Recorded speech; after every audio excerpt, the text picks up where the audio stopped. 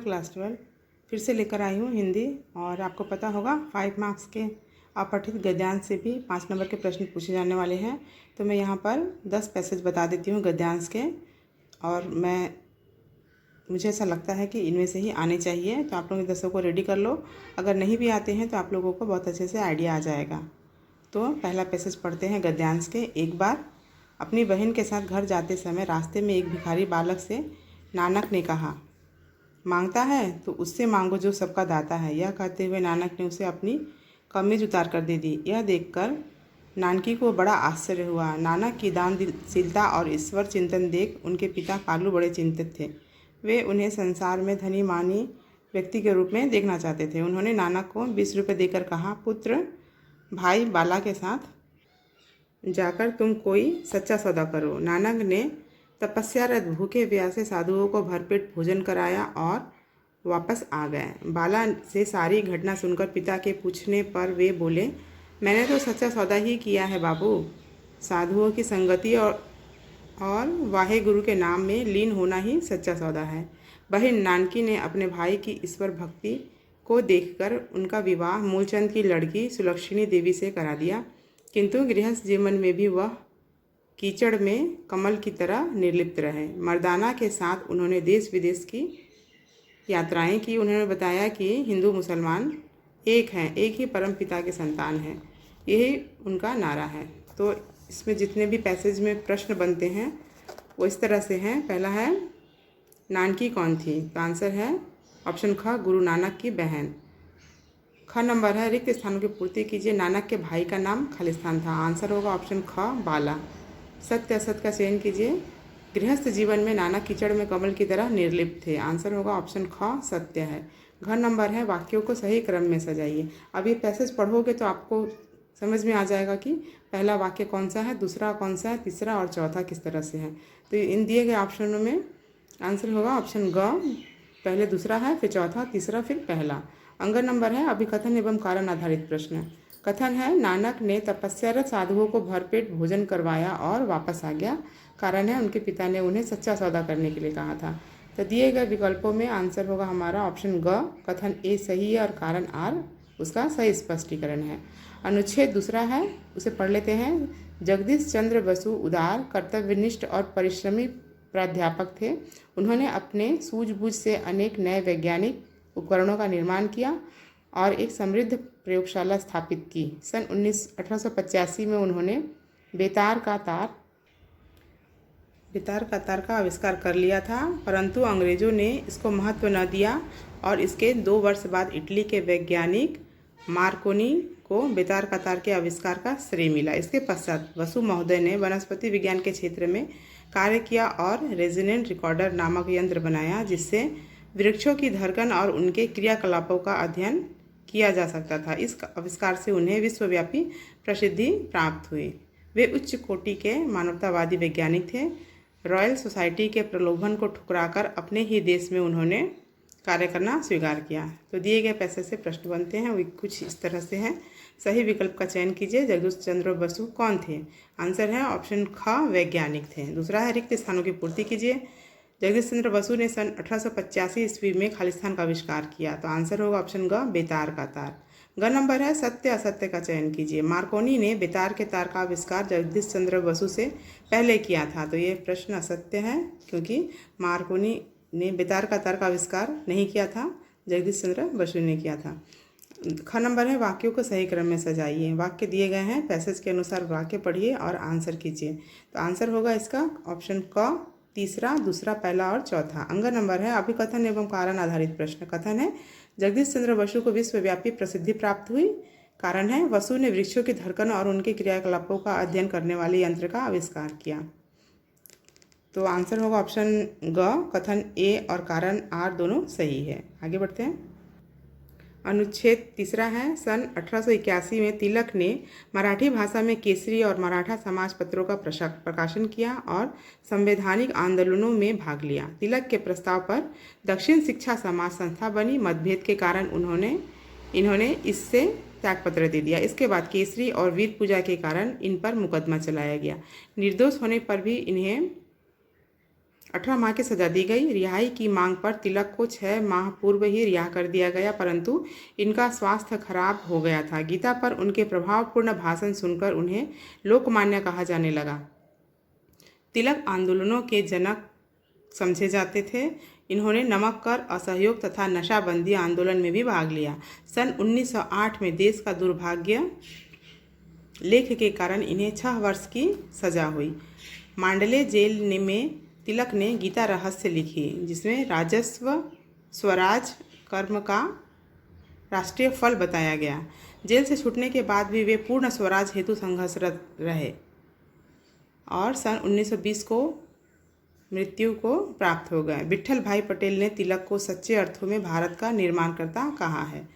तो प्रश्न बनते हैं इससे। पहला प्रश्न है, तिलक को किस उपनाम से जाना जाता है? तो आंसर होगा ऑप्शन का लोकमान्य। ख नंबर है, रिक्त स्थानों की पूर्ति कीजिए। तिलक ने खालिस्तान और खालिस्तान समाज पत्रों का प्रकाशन किया। तो आंसर होगा ऑप्शन ग, केसरी और मराठा। ग नंबर है, सत्य असत्य का चयन कीजिए। गीता पर प्रभावी भाषण देने के कारण तिलक को लोकमान्य कहा जाने लगा। तो इसका आंसर होगा क, सत्य है। घ नंबर है, वाक्यों को सही क्रम में सजाइए। तो 4 वाक्य दिए गए हैं पैसेज के अनुसार। आंसर होगा ऑप्शन ख, दूसरा, पहला, तीसरा और चौथा। अंग नंबर है, अभिकथन एवं कारण आधारित प्रश्न। कथन है, तिलक सच्चे अर्थों में भारत के निर्माणकर्ता थे। कारण है, वे पूर्ण स्वराज हेतु संघर्ष करने के विरोधी थे। तो आंसर होगा इसका आंसर है ऑप्शन ग, कथन ए सही है और कारण आर गलत है। अनुच्छेद 4 है, sir William Jones Supreme Court के जज होकर सन 1783 में कोलकाता आए थे। यहाँ आकर उन्होंने थोड़ी सी हिंदी सीखी। इसके बाद इन्हें संस्कृत सीखने की इच्छा हुई, इसलिए वे एक पंडित की खोज करने लगे।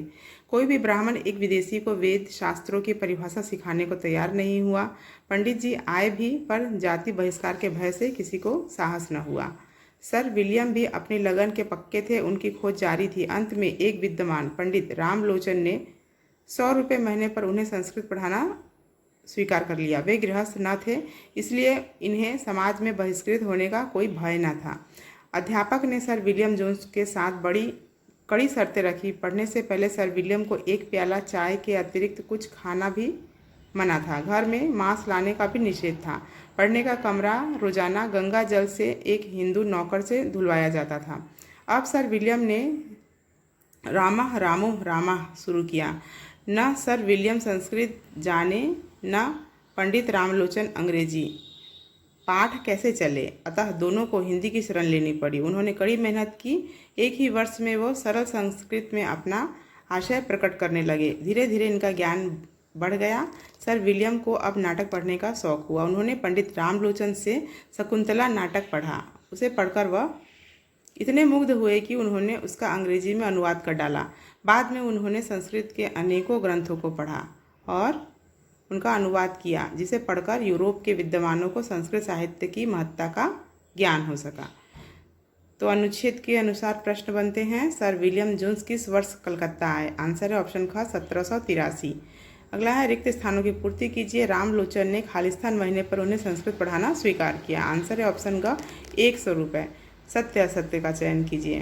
पढ़ने से पहले सर विलियम को मांस खाना निषेध था। आंसर है ऑप्शन क, सत्य है। घ नंबर है, वाक्यों को सही क्रम से सजाइए। वाक्य दिए गए हैं 4। आंसर होगा ऑप्शन क, तीसरा, दूसरा, चौथा और पहला। अंग नंबर है, अभिकथन एवं कारण आधारित प्रश्न। कथन है, दोनों को हिंदी भाषा की शरण लेनी पड़ी। कारण है, दोनों संस्कृत को अंग्रेजी नहीं जानते थे। दोनों संस्कृत और अंग्रेजी नहीं जानते थे। तो आंसर होगा ऑप्शन ग, कथन ए सही है और कारण आर उसका सही स्पष्टीकरण है। आगे बढ़ते हैं, पैसेज नंबर 5। मातृभूमि के स्वतंत्रता संग्राम में अपने प्राणों की आहुति देने वाले सपूतों में श्री चंद्रशेखर आज़ाद का नाम सुविख्यात है। उनमें प्रचंड देशभक्ति, त्याग, सर्वस्व न्यौछावर कर देने को बेजोड़ उमंग, निर्भीकता, साहस, क्रियाशीलता, सजग नेतृत्व इत्यादि गुण कूट कूट कर भरे हुए थे। 1920 ईस्वी में असहयोग आंदोलन जोर शोर से चल रहा था। भारत में सर्वत्र हलचल थी। कुछ करने मरने की उमंग थी। अंग्रेजों को भारत से बाहर निकाल देने का जोश था। नए नारे थे, नई हवा थी। नए नेता थे और अंग्रेजों का दमन चक्र जोरों पर था। बनारस नगर भी इस लहर से अछूता नहीं था। स्वराज के नारे लगाए हुए जो लोग पकड़े गए उन्हीं में 14 वर्ष का बालक चंद्रशेखर भी था। स्वतंत्रता संग्राम के इन वीर सैनिकों को अंग्रेज जिलाधीश के सामने उपस्थित किया तो उसके नेत्र इस सुकुमार बालक पर ही टिके रह गए। अंग्रेज हो या भारतीय, पहले तो वह आदमी है। वह कुछ विचलित होकर मानो पुचकारते हुए स्वर में बड़ी कोमलता से बोला, तुम अभी बालक हो, शायद लोग तुम्हें बहका लाए हैं। अच्छा, तुम क्षमा याचना कर लो, मैं तुम्हें छोड़ दूंगा। चंद्रशेखर ने रोषपूर्ण स्वर में कहा, तुम विदेशी होकर बलपूर्वक हम पर शासन कर रहे हो, यह महान अपराध है। तुम्हें मुझसे क्षमा याचना करनी चाहिए। भला मैं माफ़ी क्यों मांगू तुमसे। जिलाधीश आग बबूला हो गया और उन्हें बेंत लगाने का दंड दिया। अपनी देह को बेंतों से सहर्ष पिटवाकर वे चंद्रशेखर से आज़ाद बन गए और इसी नाम से सारे देश में लोकप्रिय हो गए। प्रश्न बनते हैं। पहला प्रश्न है, बनारस शहर किस लहर से अछूता नहीं था। तो आंसर है ऑप्शन ख, असहयोग आंदोलन। रिक्त स्थानों की पूर्ति कीजिए। जिलाधीश ने चंद्रशेखर को खालिस्तान का दंड दिलाया। आंसर है ऑप्शन ग, बेंत लगाने का। अगला है प्रश्न सत्यासत्य। चंद्रशेखर आज़ाद का संबंध इलाहाबाद नगर से था। तो आंसर होगा ऑप्शन क, असत्य है, वो बनारस के थे। घ नंबर है, वाक्यों को सही क्रम से सजाइए। वाक्य दिए गए हैं, उन्हें सही क्रम से सजाना है पैसेज के अनुसार। आंसर होगा ऑप्शन क, तीसरा, दूसरा, पहला और चौथा। अंग नंबर है, अभिकथन एवं कारण आधारित प्रश्न। पहला है, जिलाधीश आग बबूला हो गया, कारण है तुम्हें मुझसे क्षमा याचना करनी चाहिए। भला मैं क्यों माफ़ी मांगू तुमसे। तो आंसर होगा ऑप्शन ग, कथन ए सही है और कारण आर उसका सही स्पष्टीकरण है। तो बच्चों, मैंने 5 अनुच्छेद ही दिया है, आप लोग कमेंट कीजिए तो मैं बचे हुए 5 भी दे दूँगी। और किस सब्जेक्ट पे आपको चाहिए वीडियो तो मैं वो भी देने की कोशिश करती हूँ। Thank you.